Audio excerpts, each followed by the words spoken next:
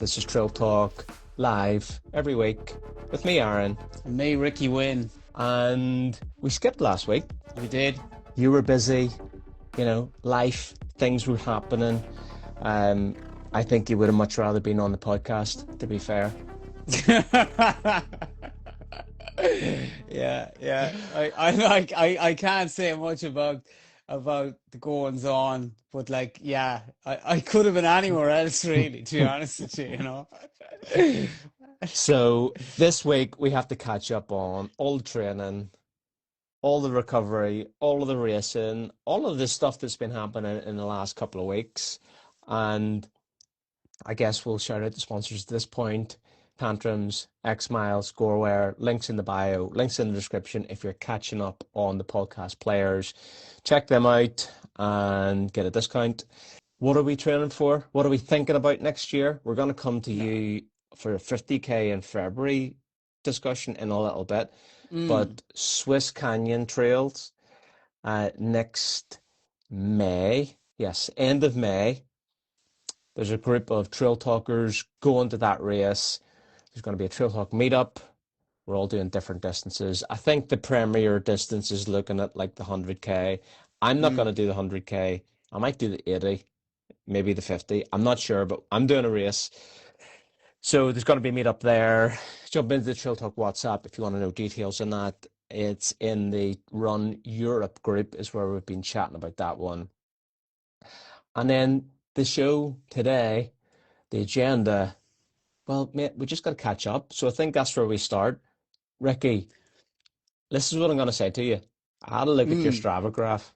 I had a look at the man's Strava graph. I'm just going to have a cup of tea. Before we get into this, eh?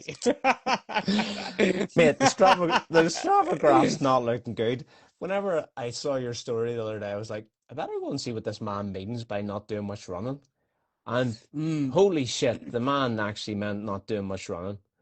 So, At all. So that's good. Over to you. Tell me about it. How you feeling, mate?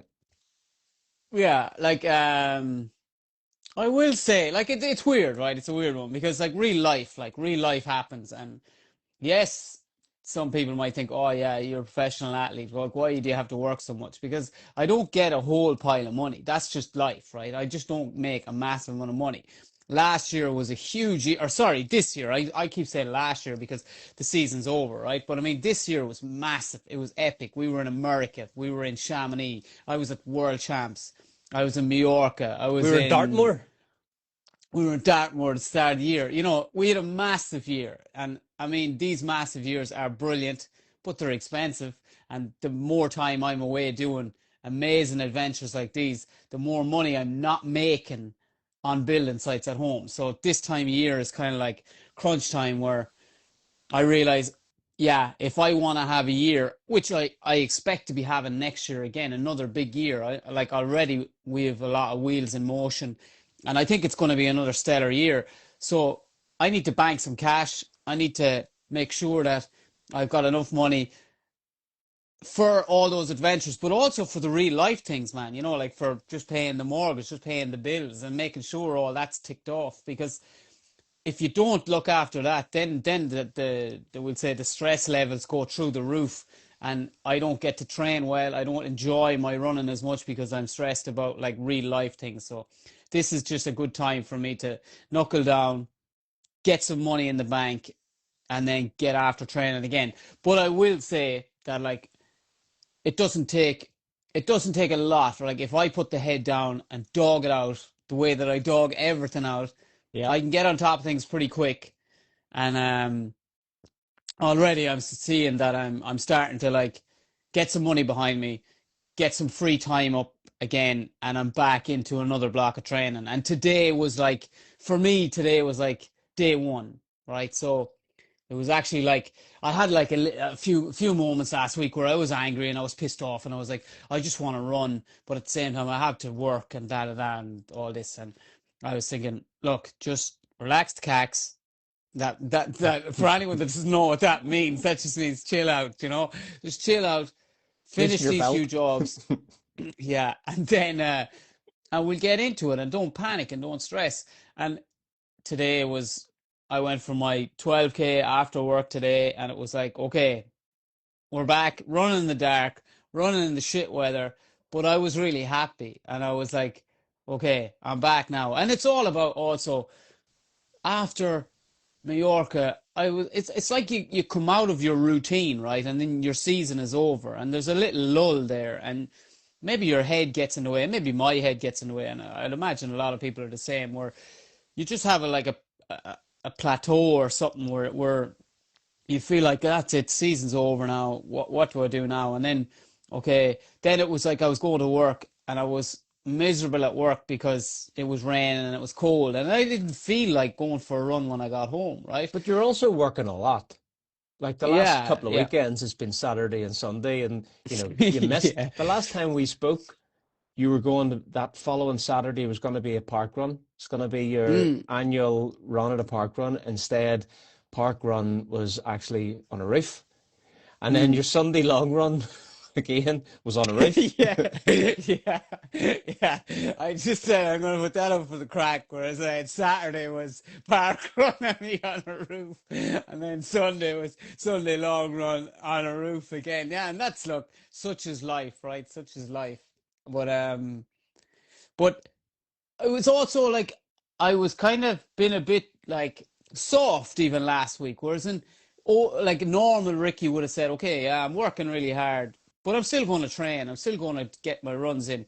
But for some reason, you're out of your routine. You're out of that sort of like, I'm chasing a goal. I'm chasing the next race. I'm chasing the next event. And I'm not as hungry or as motivated to train. So like, then it was like, all right, you need to find out what you're doing next year. And we know what we're doing next year, except I need something for like February, March. So I'm kind of like tinkering with the idea of a 50K in February or March, because it's what we like to do. We like to get a little rust buster before the summer, and then it just kicks us into gear. So now I'm like, all right, let's focus, let's start getting fit. But it's also a good time to just actually say, all right, you've lost all that fitness, so forget about it. It's gone. Now we base build again, and I'm excited to base build again. I'm excited just to do some easy runs, just get some volume in, and get back to enjoying my running again. But like, it's okay to do that at this time of year. You cannot Yeah, grind every month for 12 months. There needs to be variation. Otherwise, the motivation isn't the same in April, May, June when it needs to be. Like right now, you yeah, can't be as motivated as May. You need to turn motivation into something else. And like what I see you doing, yes, you're hitting a hammer, you're getting a few quid in the bank, but also what are other people doing? And if they think about it from a training perspective, they're maybe leaning more into strength work. Well, mm, you were doing a bit more strength work the last couple of weeks. So yeah, there's the way to like spin it on its head and go, well, I'm just working on strength, getting money in the bank as well. And there's some yeah. variation to that. And then it is the time for like base building as well. It's kind of weird for me talking about this because I'm in Southern Hemisphere, you're in another Northern Hemisphere, and I'm thinking, fuck yes, double season. And Yeah, whereas everyone else is going, well, we're going into the winter, time to get out the such and such a jacket and the gloves and the buffs and all this type of stuff. And I'm like, I need to make sure I don't get a like a farmer's tan. yeah, well, but that is it. That is exactly it. Because, like, would say, through the joys of social media and Instagram and blah blah whatever, I can see what you're doing, and you're on the opposite end of the spectrum at the minute. Every time I look at you lately, you're fucking racing, and it's like really annoying. That's really annoying for me. You shouldn't be So annoyed. I'm You like, should be going, happy for me. I'm very happy for you, but I'm like, look at this bastard. He's over there running, and it looks. In fairness, some things it does look like it's unreal weather, but I think in your last few races you've had terrible weather, and even there at Causey at the weekend, the weather wasn't great as well. It looked like it was very cold. There was people wearing big puffy jackets for hours and hours, and I was thinking, what's going on, man?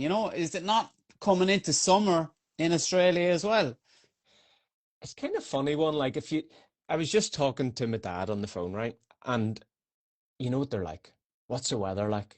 And Mm. I have on the weather app all of the places that, where I know people live or I've been or whatever. And you're looking at it, and when I look at the weather in at home, it's like 5 to 9 degrees is the low and the high for the next 10 days.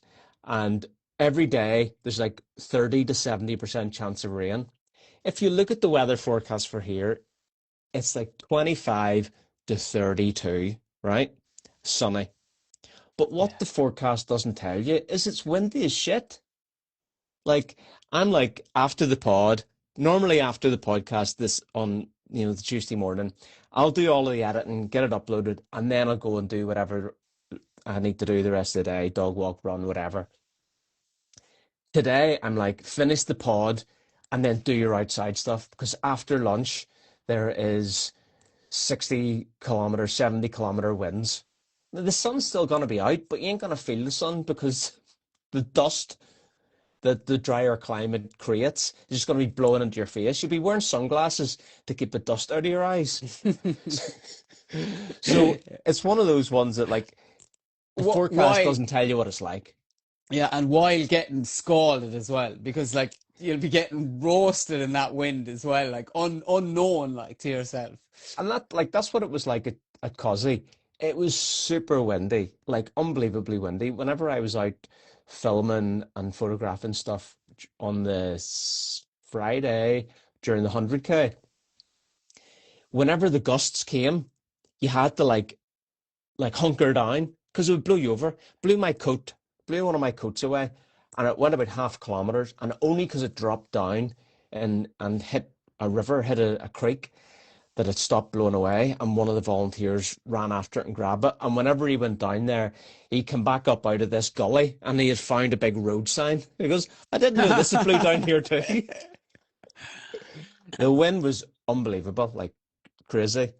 But yeah, I guess it's not Baltic. I'll still Yeah, take it over home. I'll take it over home. yeah, yeah. Our weather at the minute in the west of Ireland is really annoying because I look at my phone. I check on my phone all the time because I'm on a roof, right? So I'd like to know if it's going to rain or not rain.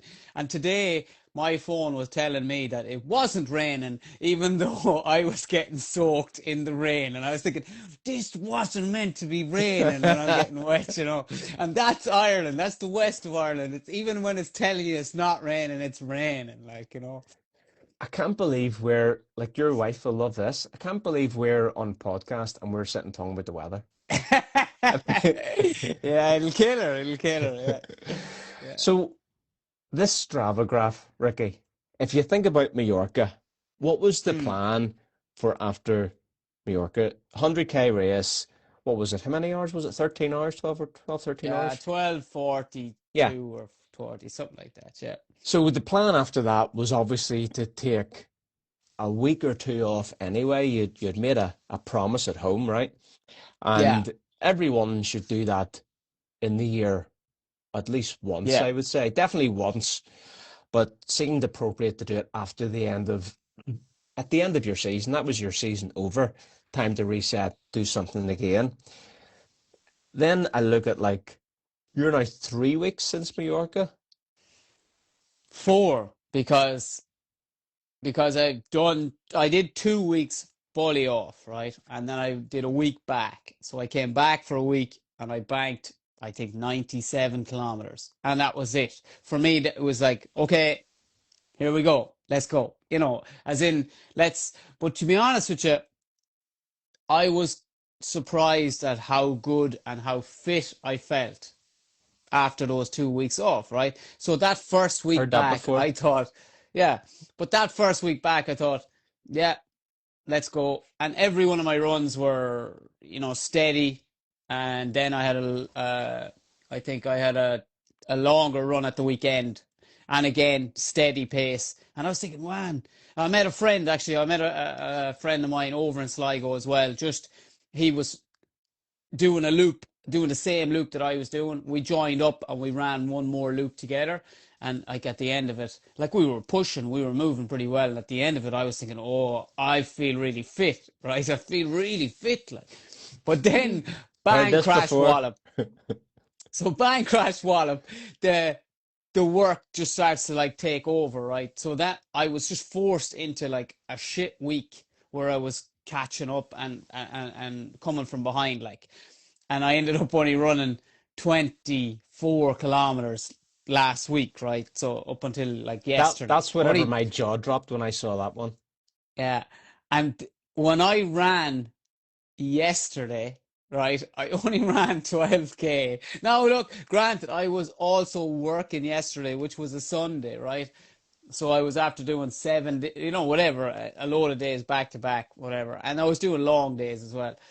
When I ran on the Sunday, I felt like crap. I mean, seriously crap. Like, I felt like, yes, you might have thought you were fit, but you took another few days off. And those few days that I took off, it was like, oh, yeah, well, now at least I know I'm gone back to what usually happens. That's what usually happens. Usually you do have that, like, well, you do go back to zero nearly. You almost lose all your fitness, and that's running. Running's cruel.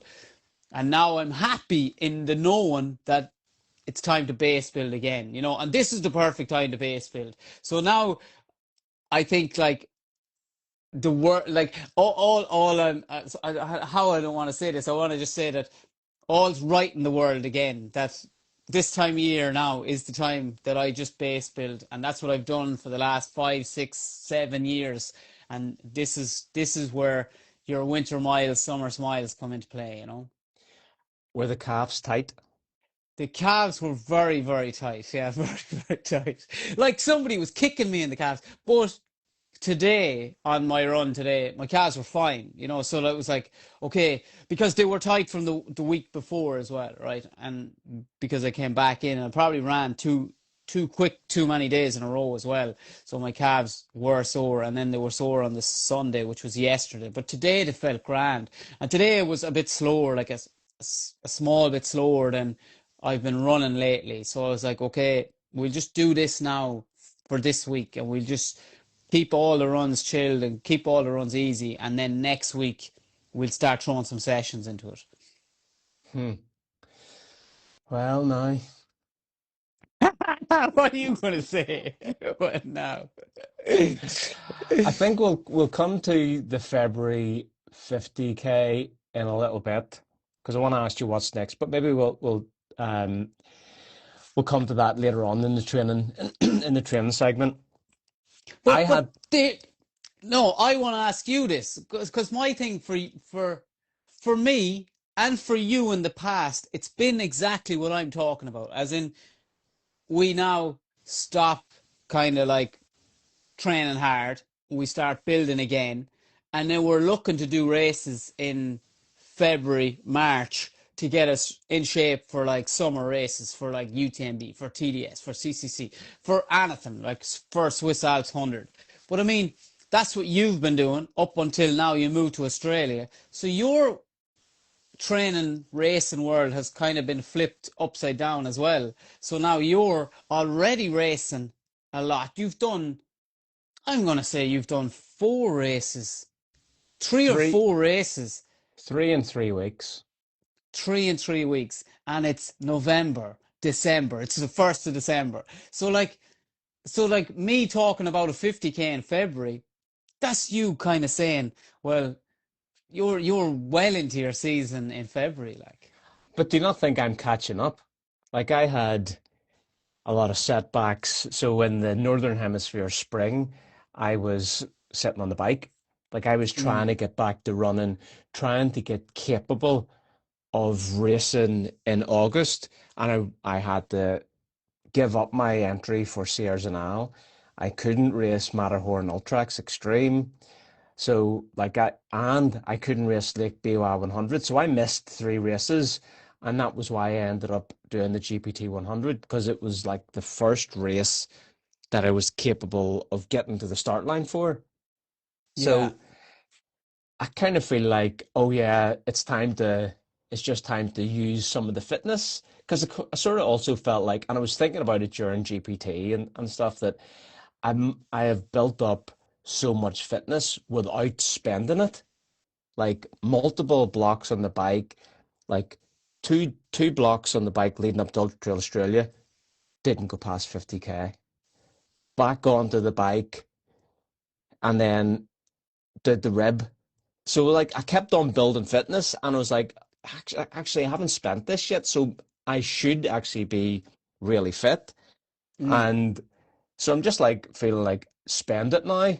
But one thing I've noticed from doing these other races after GPT is like normally it take like 3 weeks for me to turn it around after 100 miler before I kind of want to run.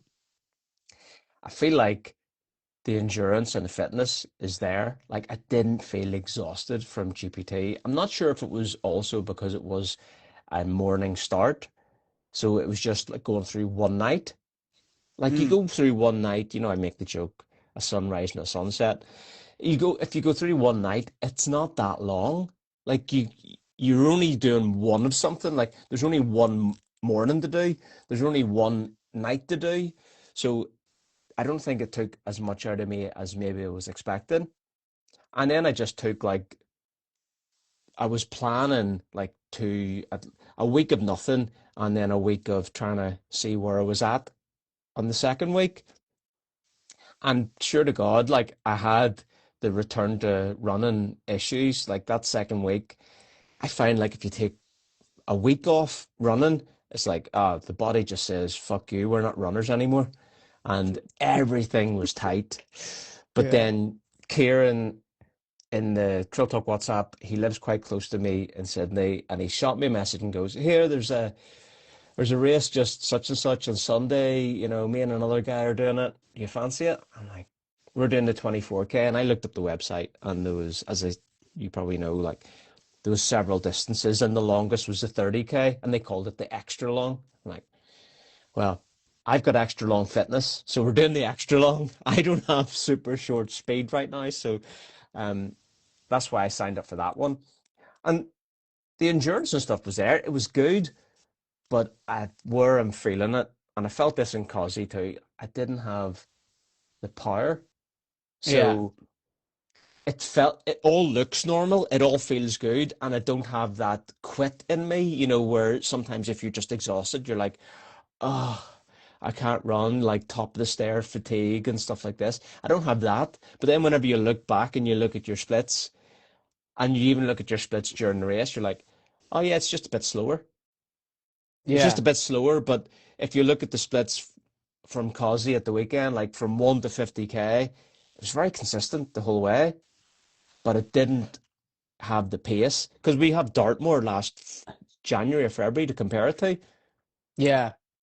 But that's what I mean. Like looking at a split or a graph or whatever like that, it might look like, yeah, yeah, moving well, doing this, it all looks good on paper. But I mean, you obviously could clearly feel that you didn't have that power, that maybe you didn't have the drive, maybe that hip drive, that knee drive, that glute drive, like that you would have if you were fresh and ready. Whereas in you're spent, man. Like that's if that was me that did that, you would be giving out to me right now saying, you're spent, you've done too many races, and look I tip my hat to you because I think that's class. I love to see you kind of like, I don't think old you, let's say coached you either would have jumped into 3 races in three Coached me weeks. No fucking wouldn't have way, allowed man. it. No No, no, way. no, no. No, no way. So I'm glad to see that you're embracing it, but at the same time, I need to know what your next like. What's the next couple of weeks going to look like for you? Like, are you just taking downtime? Are you taking more bike time? Or are you just going to base build as well and get ready for? Because I know then you've got another race in March, or no, it's Fair, April. well, I've got a lot on the books for next year. Hmm. The short answer is if my wife hadn't made plans for this weekend, I was going to race on Saturday. God, I'm glad she made plans. I'm glad. I'm glad she made plans. Because there's a sky race, and if I had known about it sooner, I would have had the entry, and then it would have been in the diary, and there would have been no plans made with the wife. But there's Yeah. it's 45K with 2,200 meters, and it's like up and down, my type of shit. It's actually called a sky race as well. And the worst part of that would have been another 5 hour drive to get to it. But Where is that? What part of Australia is that? everything, like everything in Australia, certainly in this whole like southeast corner, it's just like the mountains are kind of running northeast to southwest diagonally, just in line with the coast, but like maybe 100K in, not even like 50, 60K in from the coast. So um it was Mount Buller, Sky Run, I think it was called, which That is sounds like it's a good run, man. 45K, 2,200 meters. That's nice. That yeah, sounds good. so and it would have been more my crack than Causey because Causey, like, let me tell you something about that course. Oh man, so runnable. Like I didn't the 30K at St. Ives, I wore the Kailas Fuga Pro, right? Because I wanted a carbon plated shoe. I didn't want to run the 330 because I'd run it at GPT, and I wanted something with a bit more pop. But it was very technical underfoot. It was kind of mountain bikey trails, exposed routes, stumps that hadn't been sawn fully down, and I went over my fucking ankle at 6K into the race. My right ankle, not even the one that I rolled earlier in the year, and I had to walk it off. And there was a bit of bruising and a little bit of swelling, but it came good. I didn't run at all between the 30K and the 50K the following week. I just went on the bike.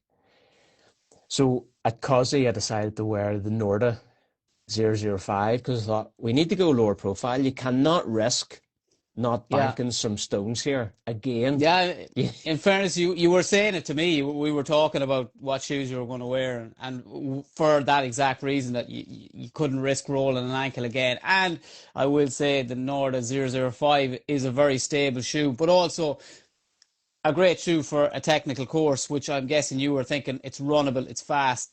This is a good shoe for me. I would have Continue. liked I would have liked Mm, the carbon plate whenever I saw how runnable it was because it was like honestly, I was running that Causey course thinking this is like Western States. It's like mm. that butter of Western States, and just a wee bit more bounce, wee bit more pop would have been fine. But whenever there was technical stuff, like it finished with like a 4K descent off from a ski a ski lift. But you know how those descents below a ski lift, it's shitty. It's out broken steps, cut into dirt with planks, and Yeah. yeah, sharp turns and stuff. So the Nordos were definitely worth the money there over the Kailas, where I would have had to been a bit more cautious. But I don't even know where I'm going with this. But let me before I move off the Norda, let me show you Yeah. Crusty blood. crusty Crusty. blood. But like a lot of people have been commenting about this on Instagram and even on the WhatsApp. I'm sure Max Jolliffe on Solicited Memes put out that meme about it, which was funny. But see the back of this shoe, mate. It's super hard now because what happened was I think they cut me early and I bled, and then the blood hardened. So Mm. whenever I actually checked it along the back here, the blood was all crystallized between blood and salt. So it was like red salt. It made it super rigid, so it's like sharp on the inside. So So that was digging in. That was digging into the fresh cuts that were on it. Because I mean, they were bad, man. Like they were like two little smiling faces, like with lipstick on them. They were like proper red, like. it's if you're cutting down a tree, because that's this type of shit that we do, right? We cut down trees, and if you're cutting, you cut the V shape. I had the V shape in Yeah. in both Achilles. It was unbelievable. I sat down on the toilet in the Portaloo at 36K aid station, and I hadn't looked. I felt like my ankles felt wet, right?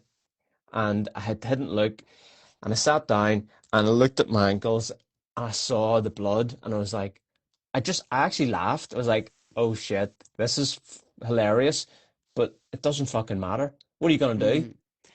Was it painful though? Did you notice like the pain? Like it looked painful. I'm saying if that, let's say, okay, it's a 50K, so you can kind of always like get yourself through a 50K. no matter what, right? But if that was 100K, that could easily end your race, like if that was digging in all the time, like for another 4 or 5 hours, like, you know. You would need to take care of it if you're doing 100K. Like you Mm, couldn't have continued on if you're doing 100K or a miler. You would have had to take some action. There would have been sock changes, shoe changes. You would have those backups in a drop bag or with crew. I had to, as you say, it was 50K at yeah. 36K. Sure, mate, at 14Ks to go. But it was a strange one, man, because we'd say you wore those exact shoes, the same ones, right? Our Western States, they were probably a little bit fresher, maybe, but I mean, less broken in, I don't think and I've you worn them wore them. since then. Yeah, so like I you honestly don't think ran, I've put worn them since then. And Western States, how long were we together? Like 5 hours? yeah, and you had no issues that day. No. And very like it was hot, it was humid, you know what I mean? It was I'd imagine similar kind of trails because it was very like, runnable underfoot was grand. I'd imagine similar to what you were running in Causey. The only difference was in States we were soaked and we started the run off wet because we had to go through Ruckachucky River. Hmm. So straight away they were wet, whereas it was very dry. Like it wasn't humid, it was windy, it was dusty, it was hot. So maybe that was a factor, but I definitely haven't worn the shoes since States. I'm pretty sure because I've been wearing a lot of Kailash stuff over the summer. Hmm. And then when GPT was getting closer, I was like, well, I'm not wearing an order for that race. So I was purely focusing on race stuff leading up to Yeah. GPT. Um, you know what? I kind of feel like it was I'm the sort of person that tries to spin something positive out of whatever. So the learning from me is like I wore those Kailash shoes on that 30K. I shouldn't have. I should have worn something like the Merrill Long Skyfire, something low profile. I didn't need like I could have got the pop without the high stack Hmm. just from one of those lower stack shoes. And the same for the 50K. I could have done that 50K in the Merrill Long Sky. Yeah, but also you're probably like in that 30K you might have been thinking, I just ran 100 miles. My legs are bit soft, bit beaten up. I want something with a bit of cushion. That's the way I'd be thinking. I'd be thinking, I want something with a bit of cushion, bit of pop, but also a bit of cushion. No, like Maybe. The Mirror Long Sky is like running on the actual road. Like it's that hard. There's zero cushion in that. That is definitely not a shoe I would like to run in after running 100 miles, like two It's a weeks good point, beforehand. but I'll tell you something that I did, which is not advice that I give to anybody, but I would do it again because it's me and I'm my coach, doctor, whatever. Yeah.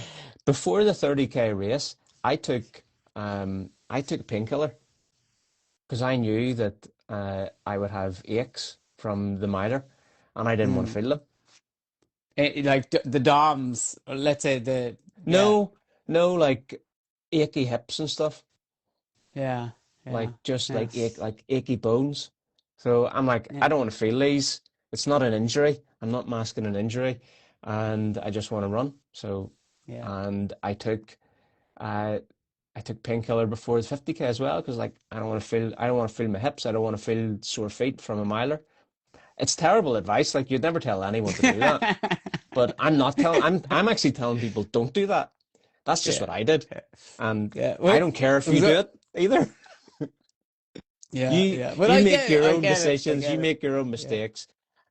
It's not like I was popping painkillers. I took like one ibuprofen or whatever, like it's kind of like an equivalent to an ibuprofen, an naproxen or an American type, Yeah. because it's a wee bit stronger. Look, I think in that situation, that's absolutely justified, completely justified. And not that you're looking for justification. I'm just saying it's justified. Where were we? The shoes that made shittier ankles.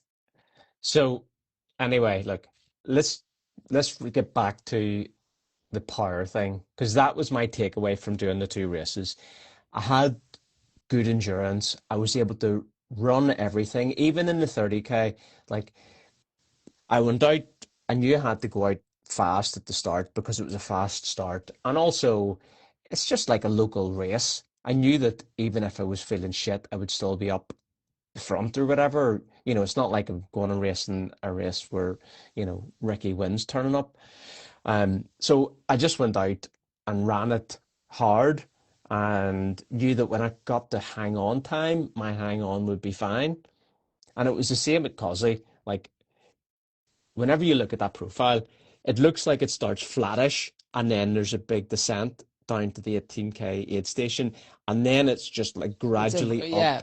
the whole way to about 38. And then it's like a 600 meter climb up and then 4K straight back down again. It's not flattish at the start. Like it does this out and back.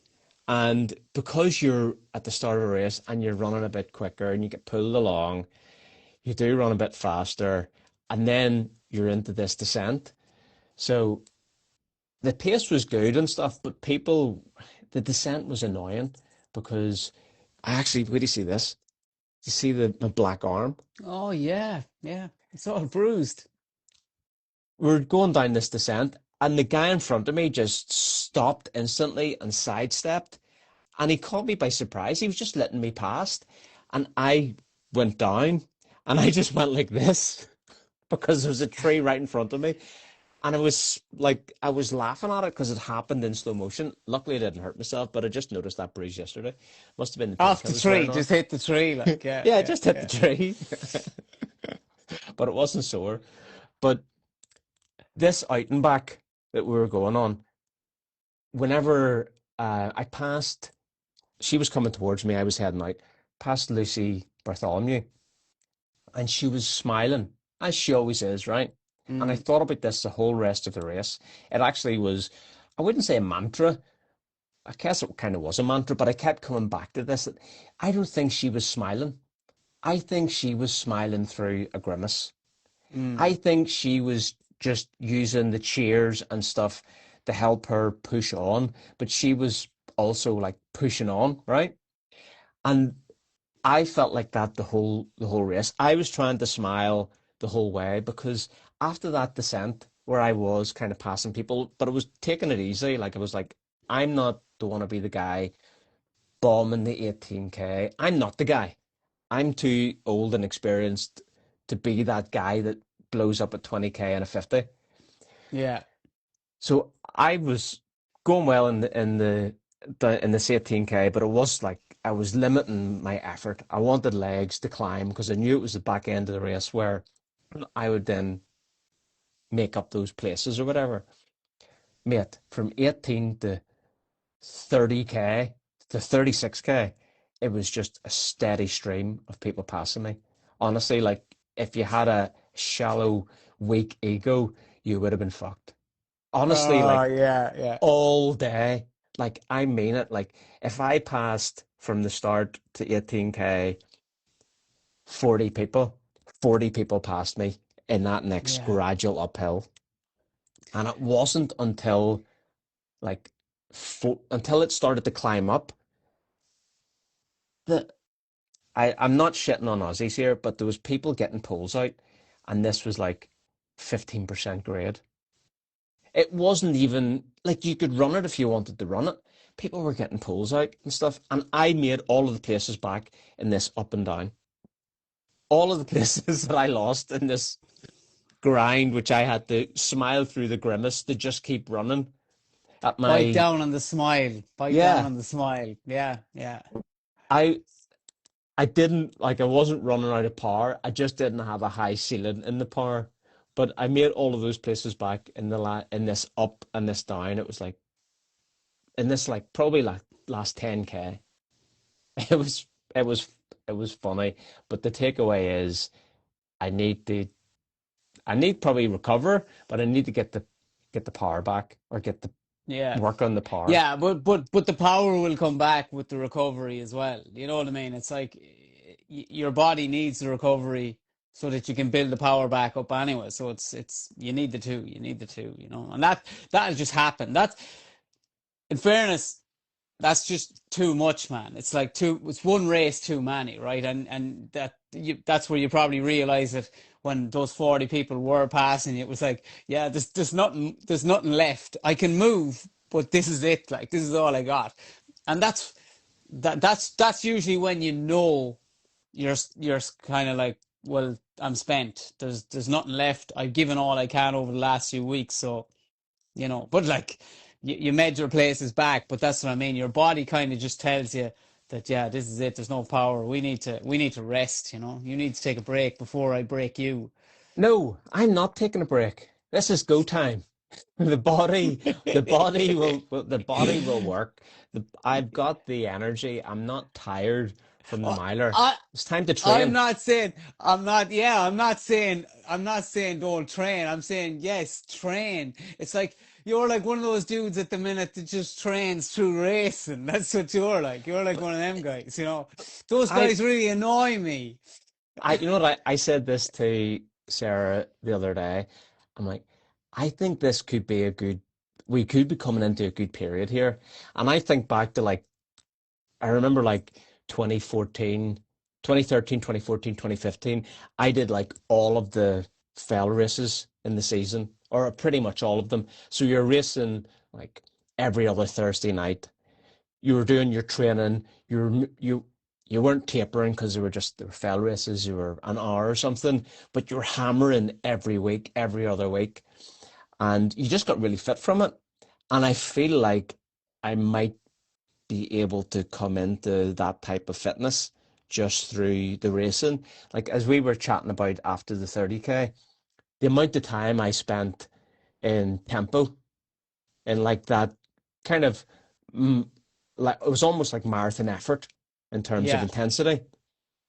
You don't do that in training. Like you and I are big proponents of like a lot of steady running and working that zone. And I think that's why I was able to run so much at Cosy, and Yeah. because I had that wide middle range. But I just feel like you get so much good training from these training races that the incentive is let's keep doing them. Like I'm looking to see what other races there are. Like if there are Aussies listening to this, comment, send me a message, let me know about races. I'm looking for races in December.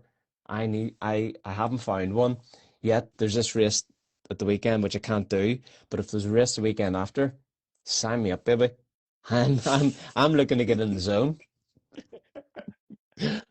What about you? Uh, Like your this year, sorry, this year we started off the season with a 50K at Dartmoor. hmm. Both had good runs. Incidentally, that was 30 minutes quicker than my Cosy time. Similar stats. Wow, So, you were 30 minutes quicker at uh, Dartmoor. yeah. Yeah. Yeah. Yeah, that was So and that was a swamp. That was a swamp. Just in case you forgot, like that was actually a swamp. There was times where I went like knee deep, hip deep in mud, like in that race. as Renee says in the chat, yeah, where are the December races?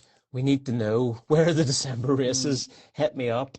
Um, what 50Ks are you thinking about? You're thinking about January, February. Yeah, but even I'm like you. I'm sort of like saying anybody in the chat, anybody on Instagram, anybody on anywhere that has a good 50K race, drop it in the comments. Let me know. Well, even if it's in the UK, if it's up in Scotland, if it's in the UK, anywhere at all, if it's Don't in be going Wales, further I don't north. care. Don't No, be no, going no, no, further no, north. no. And I'm very aware that it's like I'd like it to be like mid to late February, very early March at the latest, though. You know what I mean? It's February I kind of want. Like I want like mid February, late February. That's what I'm looking for. If there was something late January, would it entertain you? Yeah, late January could work as well. Like, because I was also looking at there was a race in Alicante, and it's kind of like a stage race. I can't remember what it's called, but the idea, the concept of it was very cool. It was a 4K on the Friday, a 56K on the Saturday, and a 25K on the Sunday. Now you didn't have to do all three. You could sign up for all three, do all three. but you could also do the 56 or the 25. And I was half thinking I might do that 56, you know. But I just don't know. I just don't know if it'll work for me in Alicante getting away again that early when I would imagine I'll be away a lot again next year as well, if you know what I mean. You might need to keep the coppers for later on in the year. Mm, correct. But remember, I will be back. We are booked to come back Yeah. to Ireland end of January into February. And I'm trying to double that up with a race as well. Boom. So I'll talk to you about Keep what I'm thinking keep the about. tradition going. Keep the Yeah, tradition going. We've done Tunisia, we've done Dartmoor. Let's keep it rolling. I'm working on something. I'll keep you posted. I'm working on. Don't be signing up until we talk. Don't be signing up Mm. for anything. So the other idea here, whenever I'm back in February, is I kind of feel like, do you remember last Christmas? It was like maybe I should do a winter round, fell running round, the ranking round in the mornings, and I wasn't able to. Like I had the PRP, it wasn't the right time, uh, but I feel like maybe with the amount of running and racing, and also the terrain, maybe not the train, the running in Sydney is great training. Like you're always running hills. It just makes you strong. And I think about certain segments in the mornings that I would have always known how my fitness was running those segments. I know that I would run those better now. I just feel Yeah. like I could run them better. Now, maybe the steeper stuff I might struggle, but I could work on that if I start working on the step ups and the weighted step ups and things, which is on the plan anyway. So maybe I might think about a winter ranking in February. Might be interesting. And Ricki might be recruited to be a crew chief. Yeah. That's no problem. No problem at all. What what else have you got planned for this month? For this month. Like what is the training focus Ah, for this month? so I suppose let's say, right, we're coming into December. We're coming to end of Strava year, right? So it's like, how many more miles can I get in the bank before the year ends? So we have something to talk about on our Strava chat. So like, I'm very, very close to like 5,000 kilometers now. I think I've got about 130,000 meters of elevation, I think, this year. So I'd like to get over that 5,000 kilometers of running. That's all running, right? So I'd like to get over that. So that's a little goal I have there. That's also just something to keep me fired up and keep me training, because in my head, I'm kind of saying, right, no days off till Christmas now.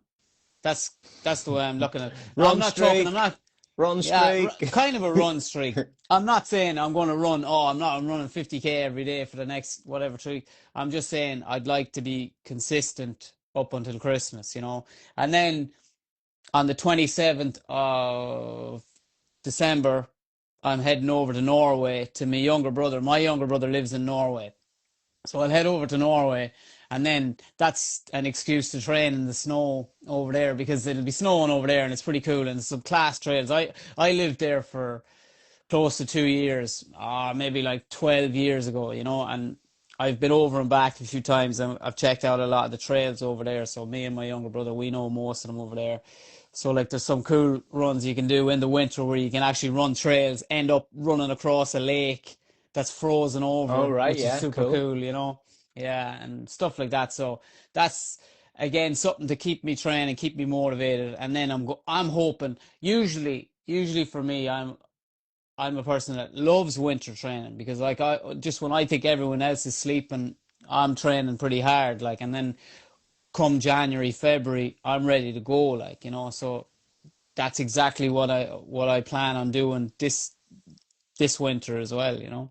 So like as I said, my focus this month, I need to start into a bit more strength work, because I want to generate more uphill power, right? Power, yeah. What's your training focus? We're talking about like going into base phase. What are you focusing on in the base phase? Speed, speed. We say so. You're The already base quick. is yeah, but I want to get quicker. I think I can get quicker, and I'm going to be throwing a lot more. And this is just coming on from like doing stuff with Foxy and Fontremo there, and just looking at kind of the way he trains and kind of the way marathon runners are training and stuff like that, and maybe introducing a bit more of that into my training, into my weekly training. Whereas in what's worked for me, right? And look, it's what's worked for me in the past is I'll do most of my runs are pretty steady to easy, right? They're in around that steady, and then I have my session. I always have a session in the trails on a Saturday or on a Sunday, and that'll be a pretty hard session, like we'd say 8 out of 10 in the RPE scale, right? But I mean, I don't usually do a speed session during the week, and a bit of me is kind of like maybe I start doing some more speed work during the week. And then, okay, that will also mean that I do less steady running, we'll say, the day before and the day after the speed work. And I just want to see where that goes and where that takes me. And then I might just jump in, like I said, I might just jump in on a few park runs, see where I am with my speed and how it's progressing.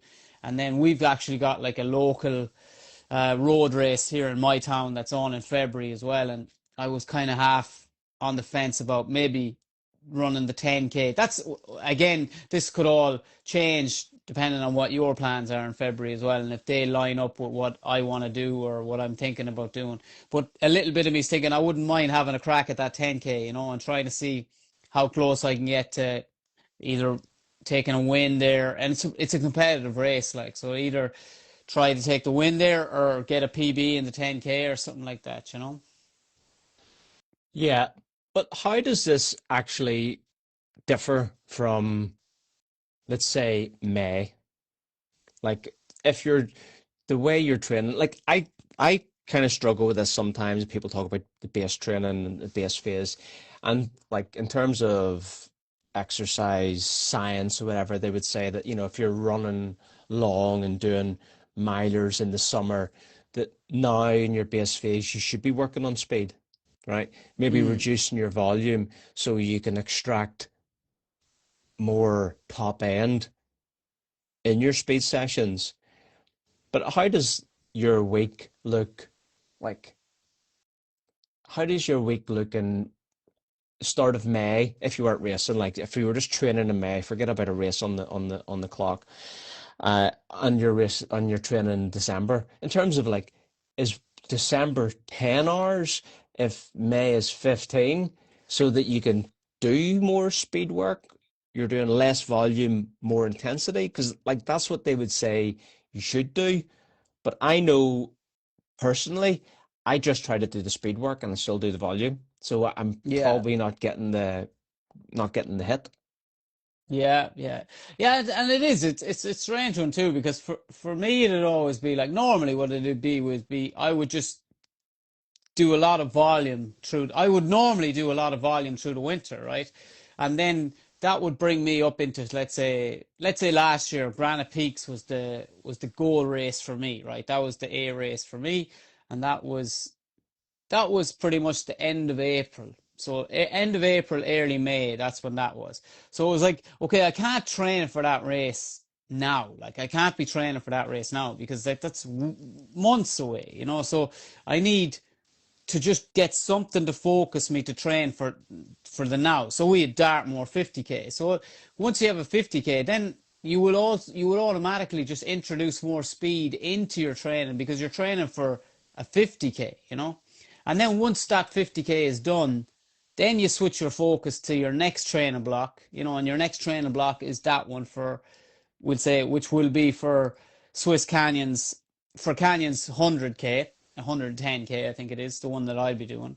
And like then my focus will switch to that after I do the 50K in February. So then two things will happen there. I'll have done a lot of speed work up until February, and then if I have a good race in February or early March, whenever that race is, then you get the confidence off that race and the trend that you had, and you bring all that into May. That's how it works for me. It's kind of all a nearly a confidence building thing as well as a fitness building thing. It's like these are the steps that I like to take, and those are the races I like to put in place so that it all builds my confidence. Yeah. Yeah, I hear you on that.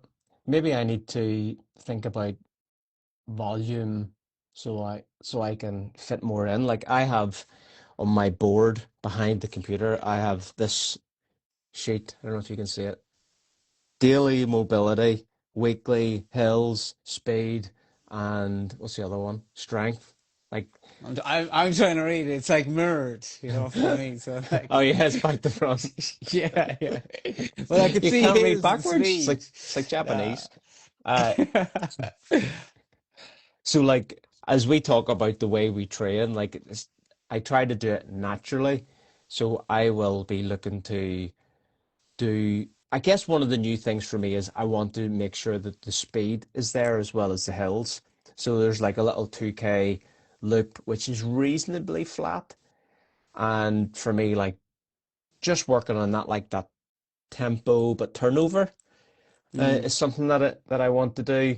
And then building on the strength work, doing the power. I don't know if you can see it, like it's just out of shot, but I've got all my kettlebells and stuff. Everything's set up, but I'm also looking to use the bike to generate power. So I'm actually going to use Ruvi. So I use Ruvi for like virtual training, and I'm actually just going to go into that library and look at a program to, for power creation. Yeah, Because whenever I look at my power output on the bike, it says my weakest is the shortest period of time, like those bursts of power. And that's what you're using for those step ups, for those little yeah. surges on the hill. Like you're just looking to recruit more muscle fibers to generate more power. So that's how I'm gonna work on that over the next month, 6 weeks, probably through till the trip back to Ireland. It's kind of mad thinking. It's like 2nd of December here, 1st of December for you, but it's only like 6, 7 weeks away. Yeah, So I guess that'll be yeah. the focus for me for those next 7 weeks. Speed and power. Speed Speed and and power. power. Easy, easy. Right. Yeah. Couple other things I want to touch on before we wrap it up. Anything you want to table before we get there? I want to give a big shout out to a guest that we had on, that you had on a few weeks ago. So Brian Mullins. Brian Mullins, who was second at Tour 450, incredible athlete. I don't think he has any social media whatsoever. So he's not even, unless he's maybe listening to this, I don't know. But I he's think not going to see anything on Instagram or Facebook. I don't think he's on anything. he'll listen to this because he does listen to Trail Talk.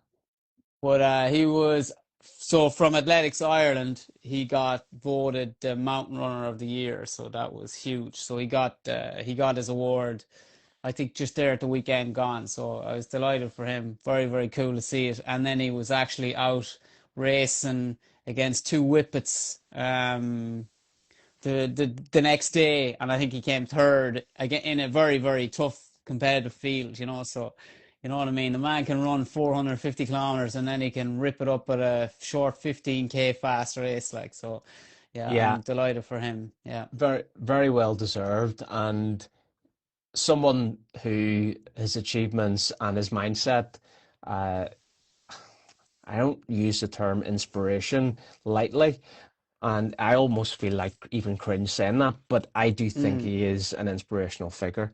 And so many people have messaged me about the Brian Mullins episode on Trail Talk. There's even people commenting on the episode, I think on Spotify, saying, I had to listen to this or watch this because so many people have mentioned it and it was bloody brilliant or whatever, like absolute gold. So Yeah, one of and I the actually, I think it takes a couple of listens.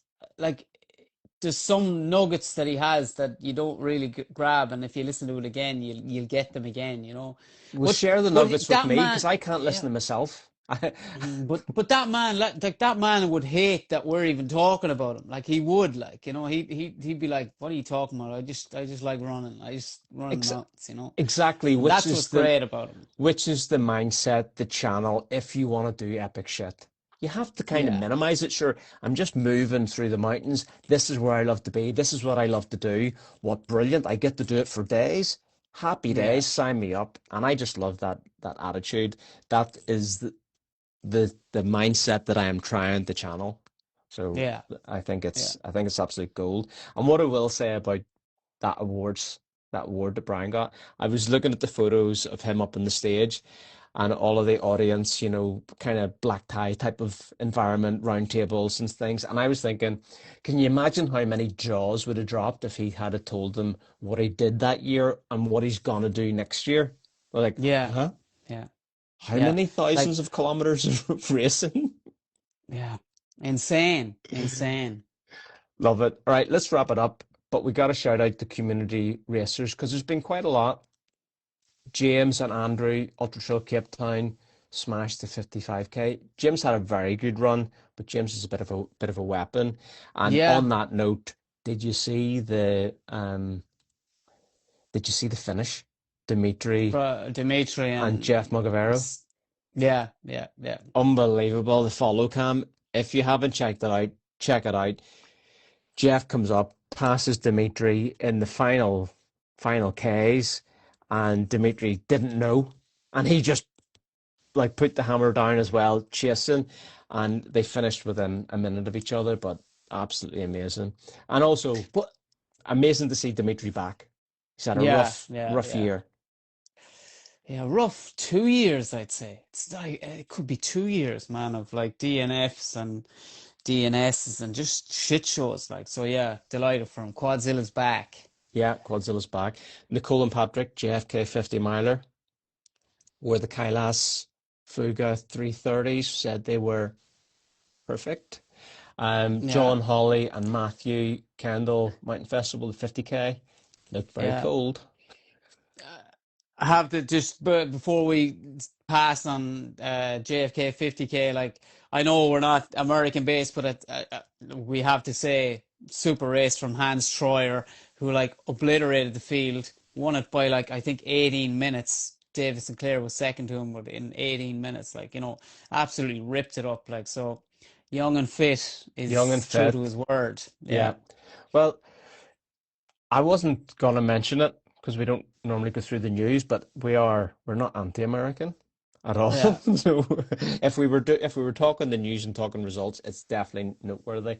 And also mad respect that he did it in Ultra as well because Yeah, yeah, but it was looking like there was a new sponsor coming in. That's what the rumor was coming around just before the race. It was like, did you see Hans Troyer's new sponsor? And then there was a few people saying this brand and that brand, and I even seen Hoka mentioned once or twice in the comments as well. But he ended up ripping it up in a pair of Ultras. I don't know, like. Man Ultra can run an race, Ultras, he can run an anything. He can run that an is very anything. true.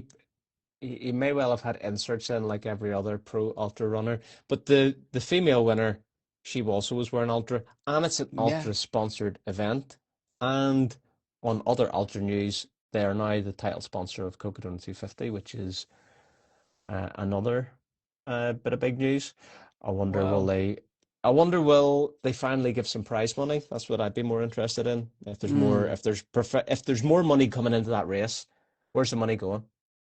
Yeah. Yeah.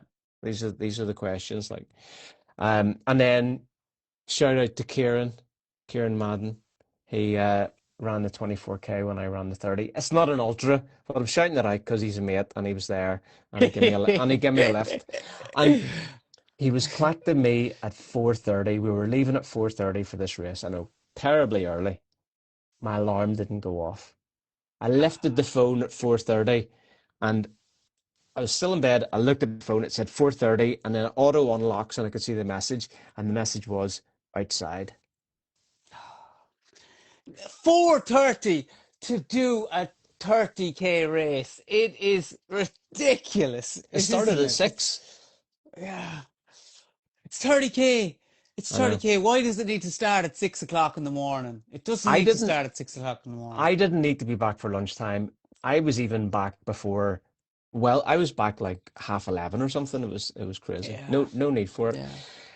Also, as we ramp things down, as we roll out of the show, that's what we'll call it. The fantasy league is over for the year. Oh, I really hope I won. You were like 10 millionth in the listings. Uh, Pure shit is in the right bit beside your name. Absolutely rubbish. Unfortunately, Josh beat me. Yes. I mean, I'll give it to him. I made a couple of bad picks during the summer. When I was busy, he was at home using AI to cultivate his fantasy picks, and he got the jump on me, and I wasn't able to recover, even though I whipped him at Ultra Trail Cape Town. Just saying. Maybe that's what I should do next year, is just use AI to make my picks. You'd have to learn how to use AI then. Yeah, that's true. That's very true.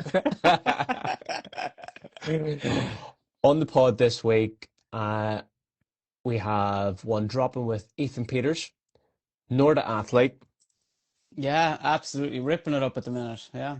winner of Ultra Trail Snowdonia Miler, and also won I think it's 100-mile category, it's about like 130K, the UTMB Bariloche race in Yeah. Argentina.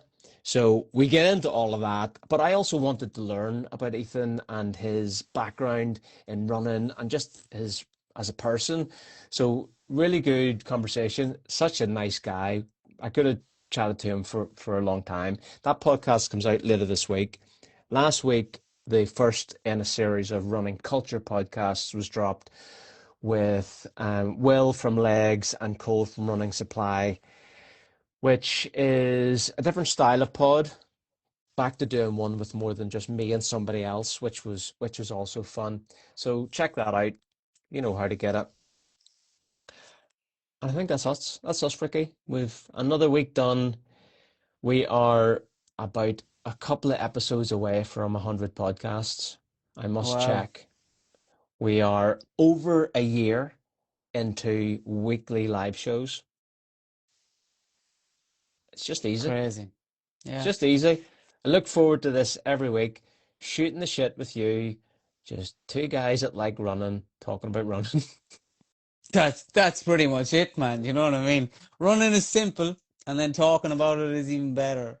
Yeah. Thanks for tuning in. Remember to subscribe wherever you get your podcasts. Jump in the Trail Talk WhatsApp.